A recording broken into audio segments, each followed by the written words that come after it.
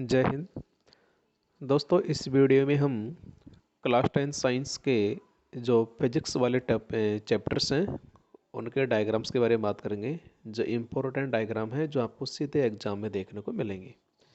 आइए स्टार्ट करते हैं।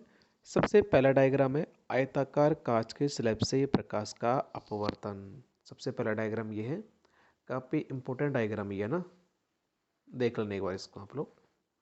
काफ़ी इम्पोर्टेंट डायग्राम है ये। नेक्स्ट देखिए, आगे देखिए ये है, आपको पता है उत्तल लेंस क्या करेगा, प्रकाश से किरणों को एक जगह इकट्ठी करता है और अवतल लेंस प्रकाश से किरणों को फैलाने काम करता है। यानी उत्तल लेंस अभिसारी क्रिया करता है, अवतल लेंस अपसारी क्रिया करता है। तो इसका भी एक डायग्राम है, दोनों का अलग अलग, ये भी आप लोग देख लीजिएगा। ये भी इंपॉर्टेंट डायग्राम है, ठीक है, ये में आना चाहिए, क्योंकि यदि परिभाषा में लिखेगा ना तो भी हमें डायग्राम बनाना पड़ता है। नेक्स्ट डायग्राम है मानव नेत्र, ठीक है, ये भी आपको याद रखना है और साथ में सभी भागों के नाम आपको याद रखने हैं, ठीक है ना, सभी भागों के नाम आपको याद रखने हैं, इस बात का ध्यान रखना। आगे देखिए, निकट दृष्टि दोष का संशोधन, ये कुछ डायग्राम्स हैं जिसमें मतलब निकट दृष्टि दोष वाला है। पहला है निकट दृष्टि दोष युक्त नेत्र का दूरबिंदु, फिर निकट दृष्टि दोष युक्त नेत्र और फिर उसका इलाज यानी निकट दृष्टि दोष का संशोधन, ठीक है। नेक्स्ट आगे देखिए, आगे दूर दृष्टि दोष के तीनों डायग्राम हैं, ये आपको याद रखने हैं। इसके बाद में आपको याद रखना है कांच के त्रिभुज प्रिज्म से, यानी कांच को जो प्रिज्म से उससे प्रकाश का जो अपवर्तन होता है ना, उसका डायग्राम। कांच के प्रिज्म से जो प्रकाश का अपवर्तन होता है उसका डायग्राम आपको याद रखना है, ठीक है।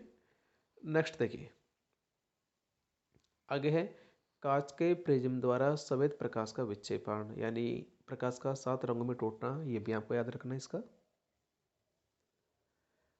नेक्स्ट देखिए, श्रेणी क्रम में संयोजित प्रतिरोधक, यानी प्रतिरोधक को यदि श्रेणी क्रम में जोड़ेंगे तो किस प्रकार का डायग्राम बनेगा, किस प्रकार का परिपथ बनेगा, वो डायग्राम हमें आना चाहिए। सेम हमें समांतर क्रम वाला आना चाहिए कि यदि हमें प्रतिरोध दे रखे हो और उन्हें समांतर क्रम में जोड़ा जाए तो कैसा परिपथ बनेगा। और यदि अपन को दोनों को जोड़ना हो, यानी ऐसा परिपथ बनाना हो जिसमें प्रतिरोध श्रेणी क्रम में भी हो और समांतर क्रम में भी हो, ठीक है, तो देखो कुछ इस प्रकार का है। यह है किसी छड़ चुंबक के चारों ओर क्षेत्र रेखा, यानी चुंबकीय क्षेत्र रेखाओं का डायग्राम है। और आपको पता है चुंबकीय क्षेत्र रेखाएं चुंबक के अंदर, चुंबक के अंदर तो कैसे निकलती है, एस से एन की ओर निकलती है, और चुंबक के बाहर एन से, चुंबक के बाहर एन से एस की ओर जाएगी वापस, ठीक है ना। चुंबक के अंदर तो एस से एन की ओर जाती है और चुंबक के बाहर एन से एस की ओर जाती है। नेक्स्ट डायग्राम है विद्युत धारावाही पास के कारण उत्पन्न चुंबकीय क्षेत्र रेखाएं, ये भी काफी इंपॉर्टेंट डायग्राम है।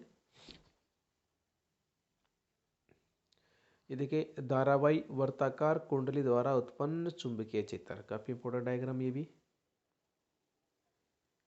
नेक्स्ट देखिए, यह है परिनालिका वाला कि किसी विद्युत धारावाही परिनालिका के भीतर और उसके चारों ओर चुंबकीय क्षेत्र रेखाएं। देखो ये वाला जो पोर्शन है ना, ये हमारी क्या है, परिनालिका है।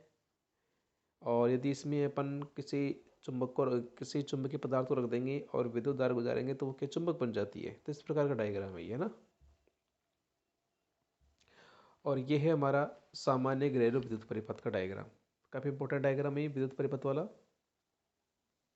ठीक है। 3 तार होते हैं इसके अंदर, भूसंपर्क, विद्युन्मय और उदासीन तार। तीनों तारों का कलर भी हमें पता होना चाहिए, ठीक है। कैसे याद रखेंगे, देखो भूसंपर्क तार का कलर होता है हरा, कैसे, भू यानी पृथ्वी, पृथ्वी पर क्या होते हैं, पेड़ पौधे होते हैं, पेड़ पौधे कैसे होते हैं, हरे होते हैं, ठीक है, हो गया याद।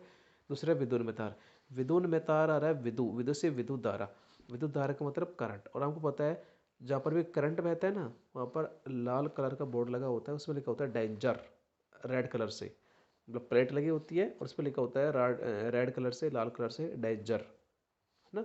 अरे लिखा होता है ना, यानी विद्युत धारा जहाँ पर भी डेंजर होगा, डेंजर कौन सा कलर, रेड कलर, तो विद्युत में तार रेड कलर। और उदासीन तार काला कलर, उदासीन का मतलब होता है कुछ भी नहीं होना और कुछ नहीं होने का मतलब काला होना, तो उदासीन तार का कलर कैसा होता है, काला होता है।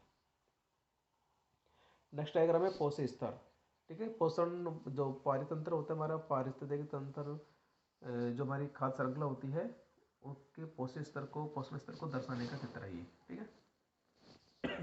और नेक्स्ट ये है हमारा पारतंत्र में ऊर्जा के प्रवाह का आरेख चित्र। यानी सबसे ज़्यादा सूर्य के प्रकाश से, उसके बाद उत्पादक से, फिर शाकाहारी से, फिर मांसाहारी से, फिर शेष मांसाहारी से। ठीक है, ये ऊर्जा प्रवाह का रेखा चित्र है जो लगातार घटता जाता है, उसका चित्र है।